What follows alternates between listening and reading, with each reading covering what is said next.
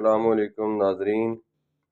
जैसा कि आपको हकीम सैयद ज़हद हफीज़ साहब ने पहली वीडियो में नुस्खे का तारफ़ कराया और उसके प्रोसीजर के मतलब बताया। इससे पिछला प्रोसीजर जो आप समझ चुके हैं, अब इससे जो अगला मरहला ये था कि जैसे ये गोश्त में बकरे की रान की हड्डियाँ या नलियाँ जो हैं, इनमें रस कपूर भर कर मुसलसल 8 घंटे तक पकाया गया।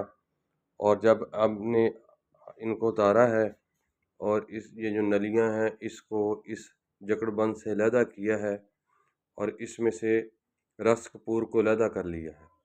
ये नाज़रीन आप देख सकते हैं कि रस कपूर अलहदा हो रहा है, कुछ हो गया है और कुछ रहता है। तो मैंने सोचा आपके लिए रहनुमाई के लिए वीडियो बना लें और ये रस कपूर को अब अगला प्रोसेस करके शाह साहब की इजाज़त के साथ फिर आपको बताएंगे कि इससे आगे अब हमने कुश्ता सोना कैसे करना है।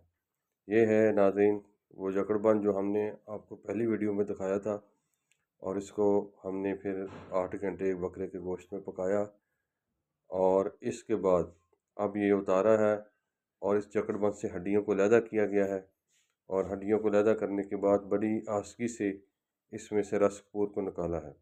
नाज़रीन इसमें जो सबसे अहम काम वही है कि आपने बड़ी तरीके से, बड़े टेक्निकल तरीके से रस कपूर को अलहदा करना है। रस कपूर अगर आपका अलहदा ना हो सका आपसे तो फिर आपकी जो मेहनत है वो सब ज़ाया जाएगी। ये थी नाज़रीन आपको दिखाने के लिए, रहनुमाई के लिए एक वीडियो, ताकि आप सब लोगों को इसके बारे में अच्छी तरीके से पता चल सके। अस्सलाम वालेकुम।